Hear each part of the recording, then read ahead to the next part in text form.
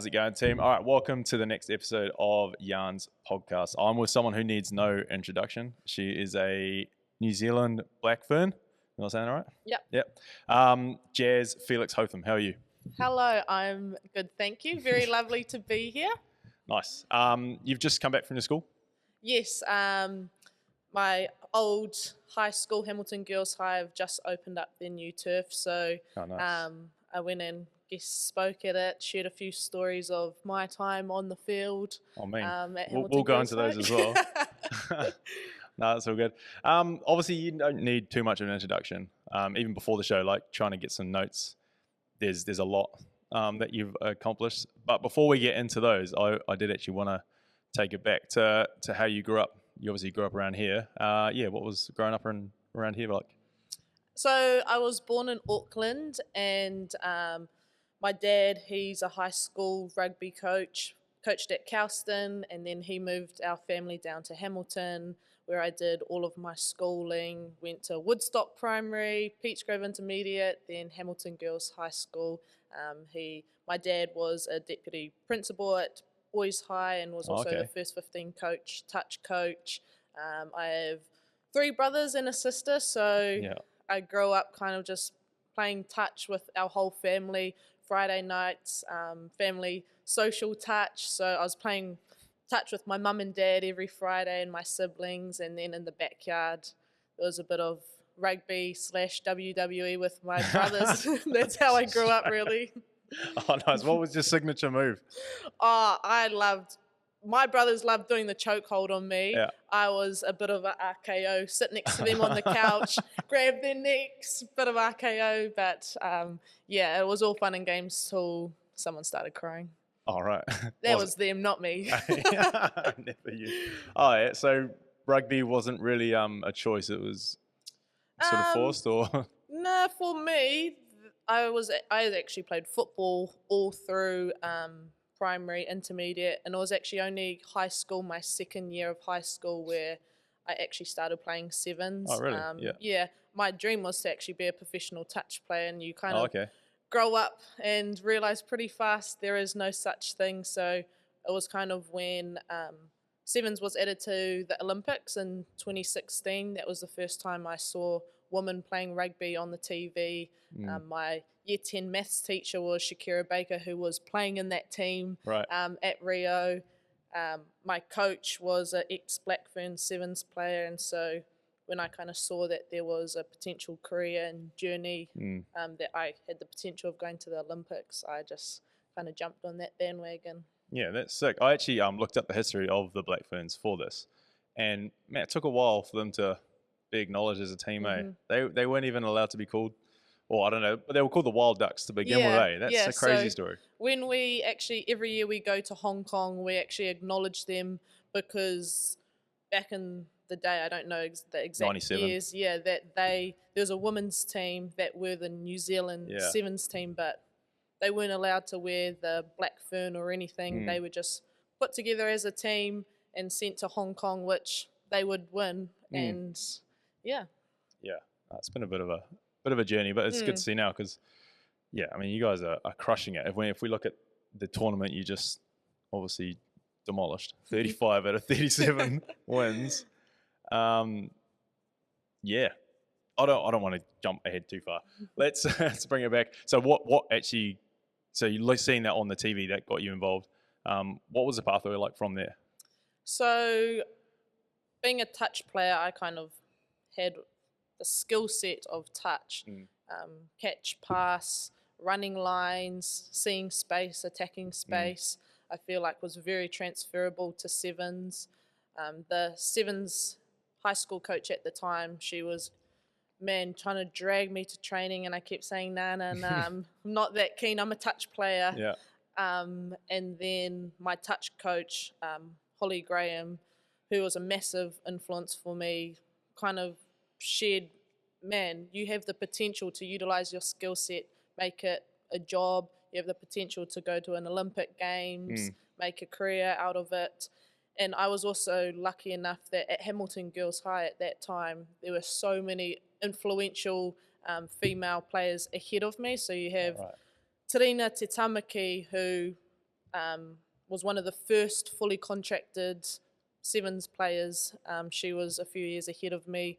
Tanika Willison, Sheree Kaka, Shakira Baker, my maths teacher. Yeah. There were these group of women's sevens players that kind of paved the way for me. And so for me, I just saw what they were doing, and I guess that's what grew my drive to want to follow them. Yeah. Well, so what do they got cooking at Hamilton Girls High School? That's a few Well, now names. they got a new field. Yeah, it took you long enough. Come on, you gotta surely you guys could have funded that. Chuck some money back. Yeah. Oh no, that's so good. So yeah, fast forward to actually something I want to do. Why is there no professional touch? I always thought Sean Johnson played professional touch and then went to league. Is it? Man, if you look at so many Super Rugby players, majority of our sevens team, along with the All Black sevens team, majority of players, they all come from touch rugby, which for me, that's my favourite sport of all time. I think it's crazy how it hasn't been able to kind of be pushed further, but... Do you reckon it's more like other countries rather than our country? So in the world, if you look at World Cups, it's New Zealand, Australia, every single age group, it's the final. So other countries aren't really playing it, but I feel like for rugby, that kind of showcases in the rugby New Zealand we play. 100%, yeah. Yeah, if you're good anyway. I was never that good. That was really good. So yeah, fast forward from there. When did you first sort of make your New Zealand appearance? So when I was 17, how it used to work was that you had to play the National Sevens tournament. So I played for Waikato, and at the end of that tournament, you'd get a phone call from Alan Bunting, at the time was the coach, saying, we want to contract you. And being 17, I just played the tournament and was like, I got school in a few weeks, Okay. And then my phone, I didn't have my phone on me. Then heaps of the girls were coming up to me and was like, have you looked at your phone? Have you looked at your phone? And I was like, no. And they said, Alan's been trying to call you. And so finally got a hold of him, and he was like, would you want a full training contract for next year? And I obviously had a whole nother year of high school, so I was like, I need to ask my mum and dad. And then he said, we need you to jump in the van with the girls and come over to Tauranga and have a week camp with us, like right there and then. And I was like, I don't know, I'll have to ask my mum and dad, I can't say yes or no. And so that's where it kind of started. And so my last year of high school, I was going to and from the Mount and doing high school and spending weeks training with them. And I dislocated my shoulder, had to have surgery kind of near the end of 2018. And for me, I thought it was the end of the world. But a few days after I'd done my shoulder, Bunce called me back up and said, we see massive value in you. That's so we good. Want to fully contract you. Yeah. How long do these contracts last for? So they can vary between 1 to 3 years. Yeah, for each player. Okay, nice. Is that what that scar is? Yeah. Is that from? Yeah. Yeah. How did you do that? Was it in training? No. So it was just a random kind of under 17s game, and I just got asked, can you just jump in and play it? And this was actually a week before I was supposed to leave to go to the Youth Olympics in Argentina. Yeah. And so I was like, one game of rugby at that age, you just think you're invincible, can play anything whenever. And so I just went and played, and it's a pretty embarrassing story. I actually got a runaway, and then literally just someone ankle tapped me. And I didn't put on a big hit or anything. I literally just got ankle tapped and then just fell on it, and it just came straight out. Yeah, I think that's kind of why I have a bit of PTSD from 15s. I don't really like 15s too much anymore. Yeah, so that was a 15s match. That was a 15s game, yeah. Did you ever consider going into 15s even before that, or? I loved school 15s, and then I played club for Melville, and I loved that. Yeah. But I think I loved it for the fun of it, just playing with my mates. But beyond that, there's no real passion to kind of pursue. 15s. Oh, fair enough. Have you ever like come across? Because I had Bree Clark on. I do remember her last name now. So obviously she plays league for the Broncos, and she was saying like early days it was hard as a female to get involved. She was playing in predominantly male teams and stuff. Have you ever? It doesn't sound like you've come across too many struggles like that. Has there been anything like that? No, I think for me, I was really fortunate that I started playing sevens at a time where the pioneering was just done just ahead of me. So I was real fortunate that the position I was in was kind of like, even when I came into the Blackfern Sevens team, that was just when the contracting the tiers had been equaled pay with the men's team. So, That's so I good. was really grateful that all the hard work was kind of done just before me, and I just slid in when it was quite easy. Yeah. Well, that's good to hear and refreshing, because you still hear stories in other sports where it's not up to standard. So it's good that New Zealand's looked after you there. So that's good. So yeah, going from there, you're Olympic gold medalist now, world champion, a Commonwealth, is it silver medalist? I can't even thinking back then. Commonwealth bronze, and then World Cup sevens silver. Yeah. How was the Olympics? That's crazy. It was surreal. Like, even when I like talk about it, think about it, it's like literally surreal, because for me, I genuinely had the dream of going to the Olympics. Like, that's what I dreamt of as a kid. I didn't know what for. I originally thought it was going to be for athletics, but I realized real quickly I was never going to be fast enough. And weirdly, another dream of mine was to always visit Paris. Like, these are two separate dreams. Like, my parents, they tell so many people that, like, as a kid, those were my two dreams. And then to kind of have them fruition together is pretty surreal. And like, I still remember the moments where the ball got kicked out, and it was that moment of like looking at your teammates that it's like, whoa, we've just done it. And then after, you're just constantly hit with this realization of at one point I was dreaming all about this, and now I've done all of this. And it was quite weird. Once you actually do it, you kind of have to sit with yourself, and you're like, well, that was my whole entire life dream to complete this. Like, what now? Is there life after this?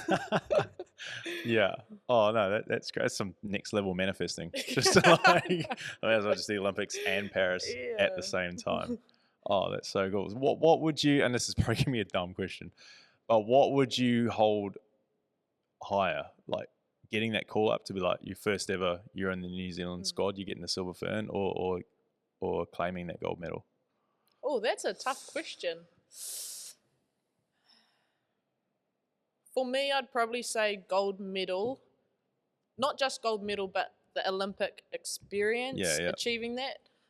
For me, there was the dream, but then obviously dislocating my shoulder a week before, being able to go to the Youth Olympics.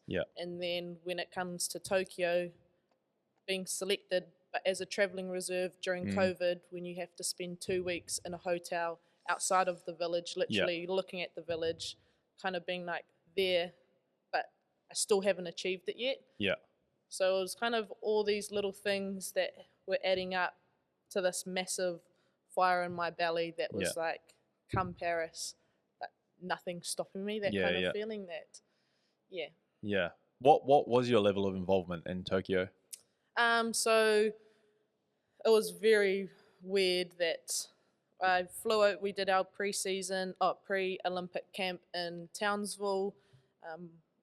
When I got selected, even as a travelling reserve, for me, I still was genuinely so grateful that it was like, whoa, I'm one step closer than what I was last time, dislocating my shoulder, and then we got to Tokyo.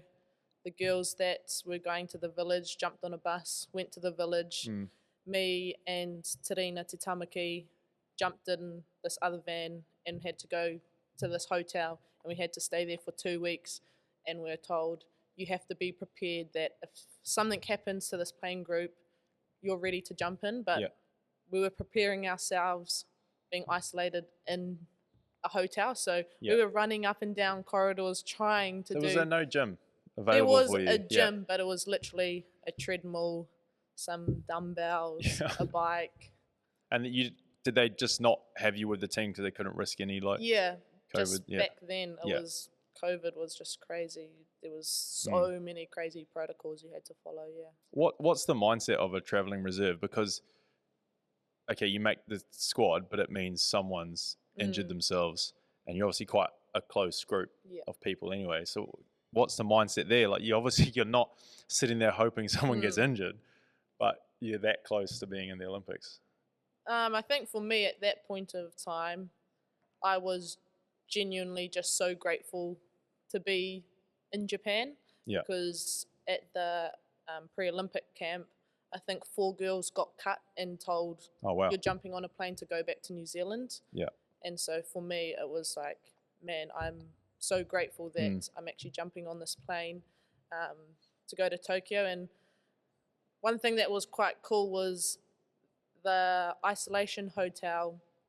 All the athletes that had finished their competitions or were, because you could only go into the Olympic Village like 2 days before you were about to compete. So there were other athletes that had to be there before their event, and then as soon as their event had finished, they were back there. So it was quite cool. We just decided we were the social committee, and when athletes were finishing their events and they were coming to the hotel, it was just like we were the welcome committee. So there were heaps of positives, and I remember the moment Tarina and I, we couldn't even go to the stadium to watch the girls. Oh wow. And so we watched the final in the New Zealand room where so many other athletes were, and the moment that they were about to win, we were just crying. But to have all of the New Zealand athletes after just come up to us and just say, congratulations, like it's as much your win as it is theirs, I think that's the moment that you kind of feel like I'm still equally a part of that group, even though I would have loved to be on the field.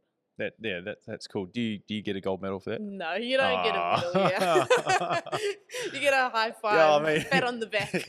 You're part of this, but no medal for you. And then you go to Paris. First of all, what was the athlete village like in Paris with the cardboard beds? Well, everyone was saying like, oh, not good, but we kind of thought it was quite funny because, I mean, growing up in New Zealand, it's so natural to stay at the marae or stay at your friend's house on a mattress on the floor. So for us, we were like, oh, this is all good. But I understand for some of those top tier athletes, like you're not going to ask LeBron James to sleep on a cardboard bed, you know?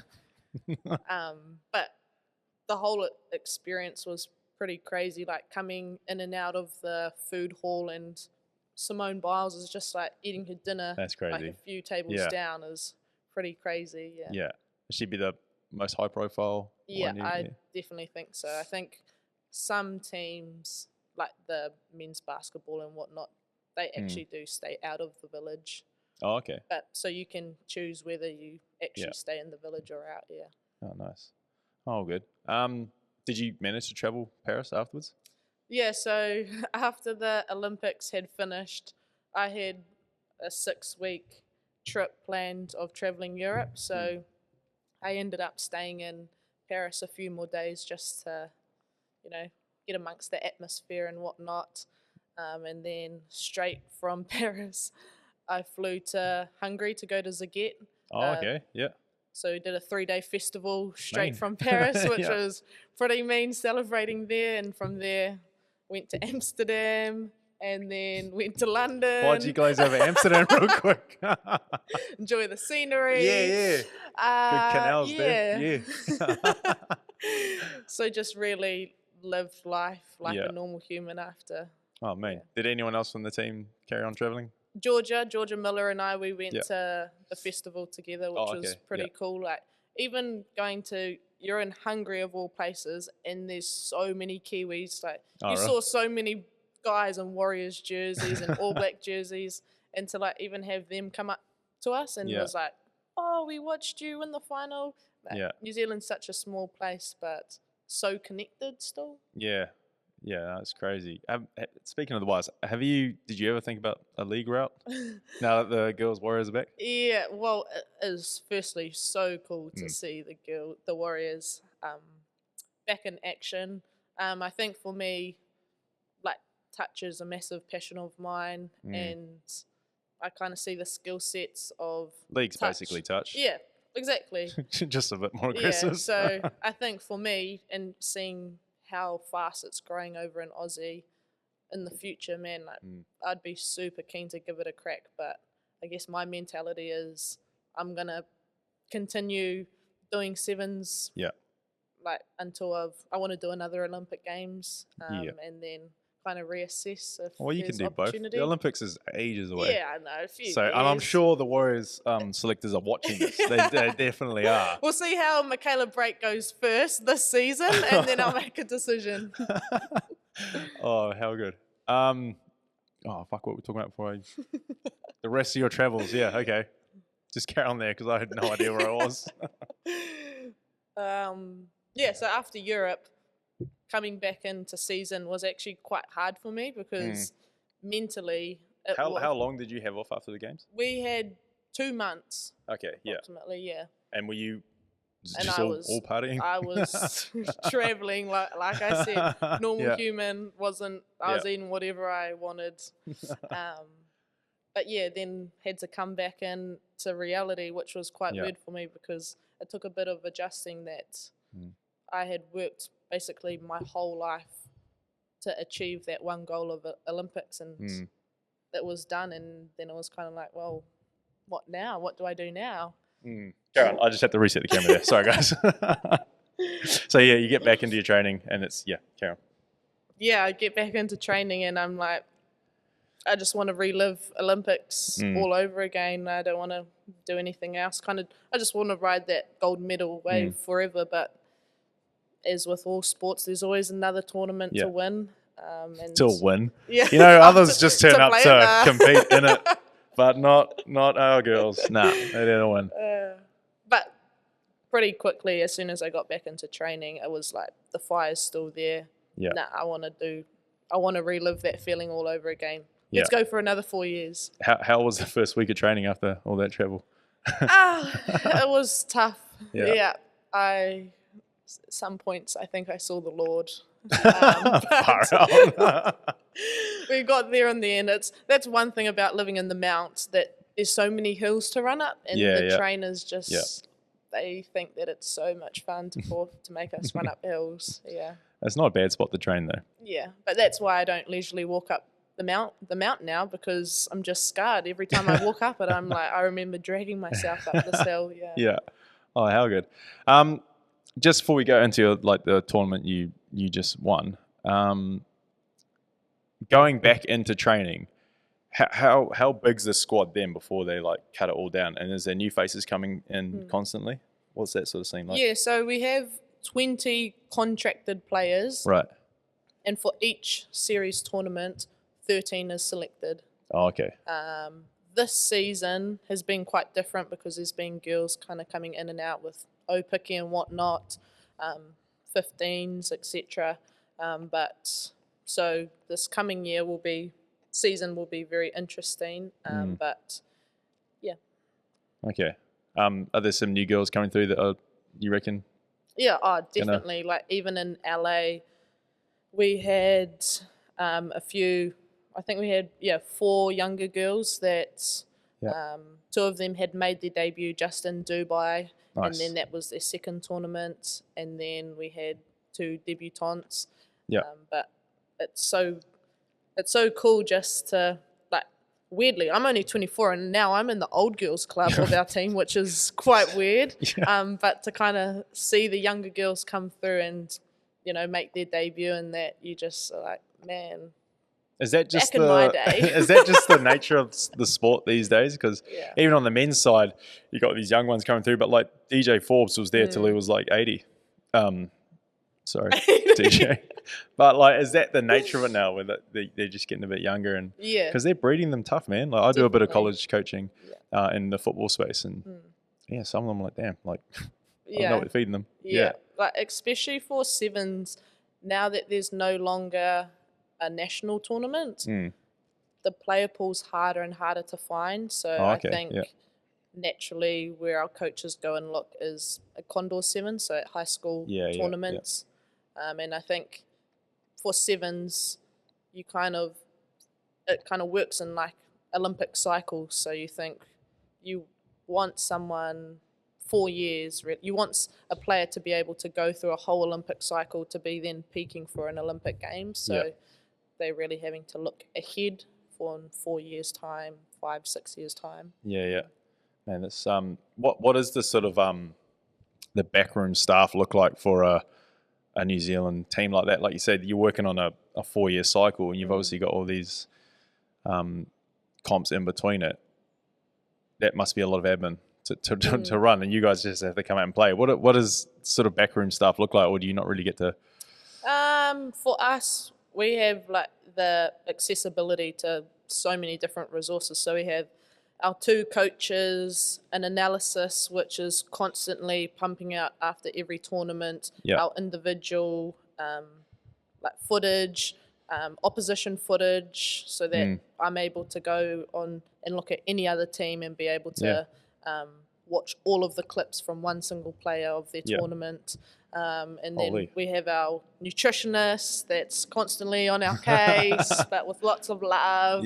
Our manager, our psychologist that's constantly in and out, helping us. Who else is there? Physio, S&C. Yeah, we're pretty well supported, which is good. Man, that's so good. Psychologist, what's psychology in sport? It seems like a new thing, but it's not that new. How does one of those work in a team? For us, I guess you obviously have your team environment. I feel like there's the team psychology along with the individual psychology. So our psychologist, Kylie, she's working with individuals on anything that kind of comes up within tournaments or post-tournaments you go to her. These are kind of the things mentally that came up, and she's just there to help refine kind of your mental processes, training-wise, game-wise, and then as a team, collectively, it's kind of like how can we utilize each other's mental strength, so learning what actually gets us in the red in a game, and how do we like awareness of our players, of each other, so that we're kind of, if I see Michaela score a 100-meter try and then straight away I see her deep breathing and I can pinpoint, she's starting to go into the red.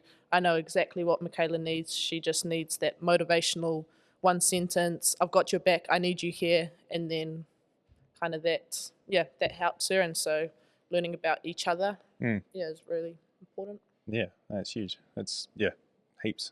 It's not playing for Marist, that's for sure, man. How good. So the latest tournament, how long ago was that? A week ago? 2 weeks ago? 2 weeks ago, yeah. Just Damn, world champs now? fast. Yeah, just that casual? was sick.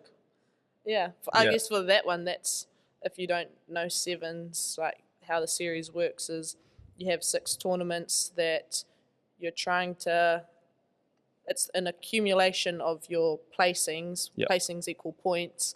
And then at the end of that, you have the league winner, which we had won. And then LA's its own standalone tournament. So it's kind of like, it's pinnacle. If you lose that, technically you lose the whole series. So you could do mean, but if you lose that one, hell of a game to win as well, because like I said before, 35 wins out of 37 games. The 2 you lost were 2 finals against Australia. Thanks for bringing it up. Hey, no worries. Too soon.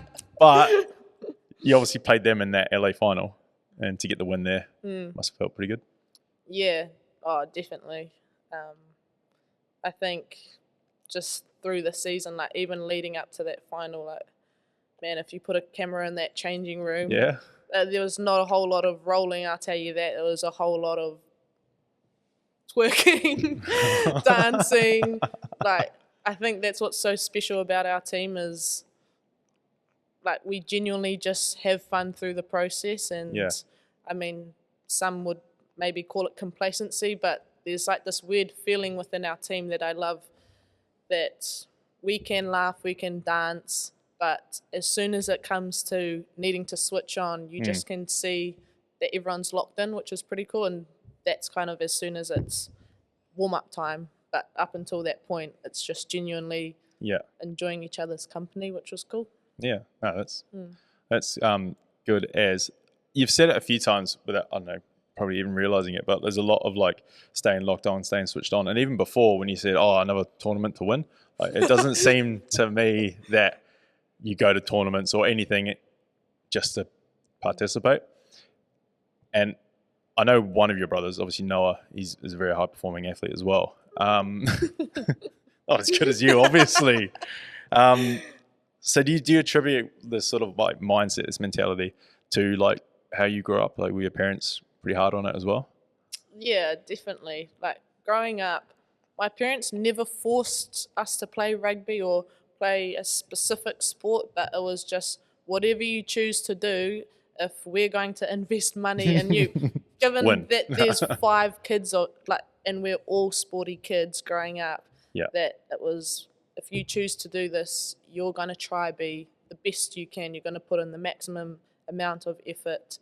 And naturally, having Noah growing up, like we were always competing against each other in trainings, and it was a tough day where when we finally I'd always challenge him to races, boost my confidence, and there comes that one day where he actually beats you and you no longer want to play with him anymore.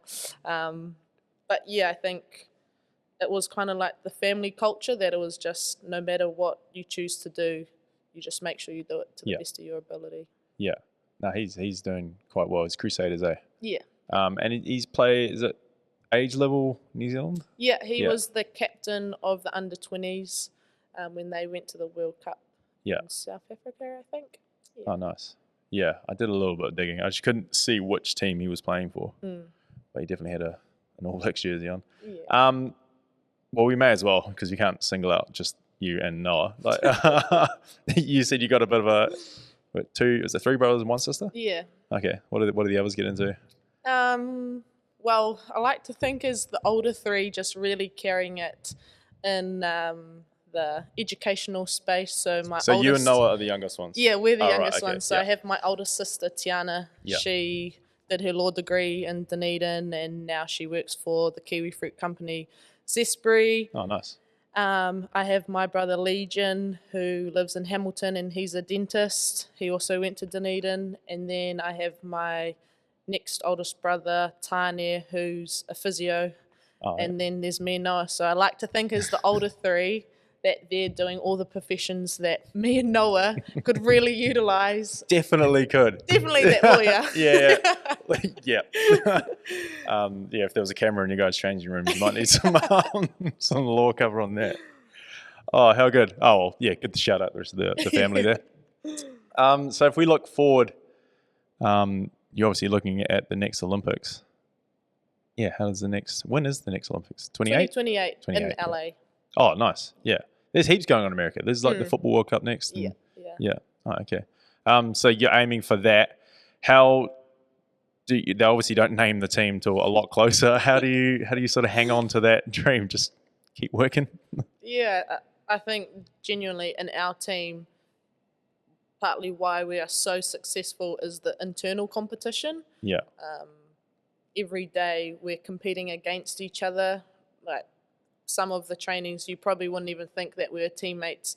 The amount of competitiveness that we have against each other, but it's all out of genuine love and want to help grow and challenge each other. And so for me, I guess, like I feel like I'm in the best environment to be able to push me to be an even better rugby player than what I was at the last Olympics. So I'm quite excited, kind of just that challenge of how far can I push myself, how much better can I be by that next Olympics. Yeah, I think that's a really important thing for lots of young athletes to listen to, is don't be afraid to be challenged. I've done a little bit of coaching, and you do see some people shy away from it or even bite back at it.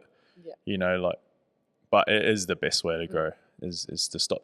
Don't get comfortable and make sure that you're constantly pushing yourself, and others are usually the better way to make yourself get pushed. Yeah, and I think like when I first came into the team, and you've just been given your dream job that you're so excited, but then all of a sudden you have Niall Williams coming absolutely smashing you out of rucks, Kelly Brazier telling you that you've run the move wrong about 10 times over. Yep. And when you're young, like naturally you do take that to heart. Yeah. But then when you know that it's from people that genuinely want you to get better, Yeah. and you kind of take that ego away from it, that they don't like me, they're just trying to come at me, hurt my feelings, then I feel like you just open up this new space of being able to push yourself so much harder, and even being able to challenge them back, because that's what they want as well.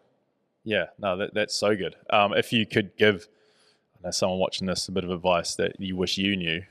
I always hate this question because I never know. My bad. It's the most generic one. You know, the show's winding down.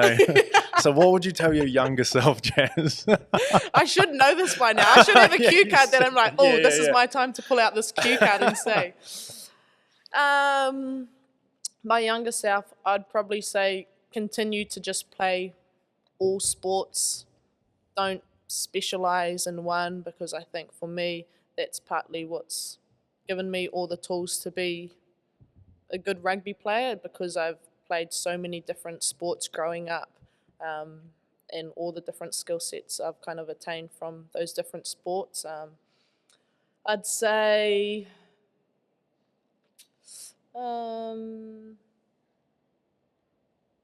probably don't compare myself when I think of the Jazz that first stepped into the Blackfern Sevens environment. I'd say don't utilize others as a measure of your success, because I know quite often I was prime example of saying I'm never going to be like Portia Woodman. She's so much better than me. I'm never going to get there. And I was using other people as a measure of I need to be there. Right. But kind of utilizing myself as my own measure. I'd probably say, use yourself as your own measure. And just have fun. Like, man, I'm the biggest advocate of just, there's no point being on the journey if you're not enjoying the journey. Yeah. How good. That's some good advice. I mean, write that down. I better write that down. Next time. I'll send you the clip and you can just play it. No worries.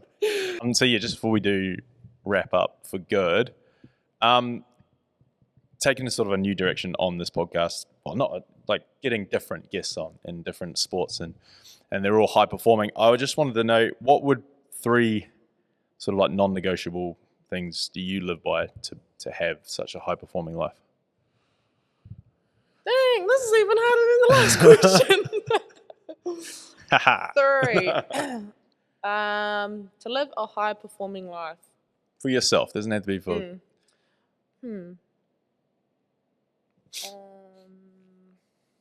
Maybe I should start with 1. Yeah, let's start with. We'll build into 3.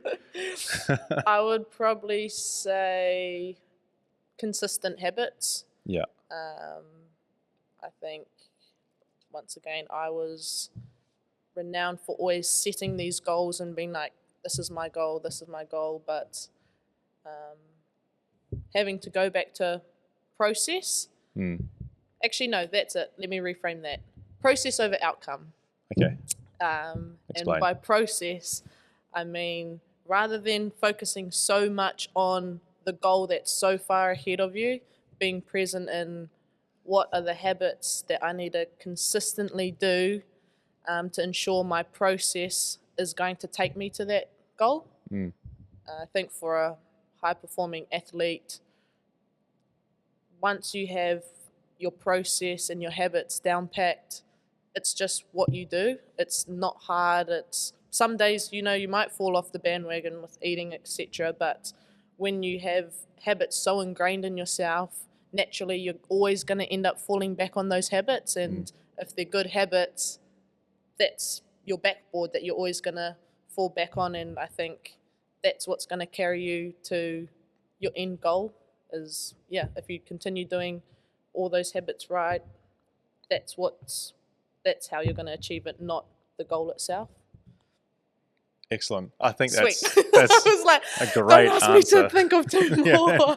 So what else can we stump Jazz on? That's all good. Oh, well, thanks so much for stopping by. I know you're in the area, so it did make things easier. Back to Tauranga tonight? Yeah. Yep. It was actually funny when you messaged me and I saw that it was like branded as a CrossFit podcast. Yeah. I've never done CrossFit in my life, but my flatmate, obviously I'm on off season now until I leave to Japan. And a few weeks ago, she wrote me into signing up for this CrossFit fundraiser coming this Saturday. It's this Saturday? This Saturday in Tauranga. It's so Beef's actually filming that. Oh yeah, there you go. You can meet Beef. There you go. How good. Anyways, and so when you had messaged me, I was like, oh no, this must be like proper. I can't have this news getting out that apparently I'm competing at this CrossFit comp because I've never done CrossFit in my life, and I'm only doing it because my flatmate needs a partner. And everyone's gonna know now. So I was like, what am I going to talk about on the CrossFit podcast? I've never even done it before, but I was committed, and I was like, oh yeah, I can do that. Oh, that's so good. That's why I tried to word it as best I could. That yeah. But no, it's so good. I really appreciate you coming on, and you'll have fun at that CrossFit comp. Yeah. They're always fun. Yeah. But yeah, anyway, Jazz, thank you. All good. Fine. Goodbye.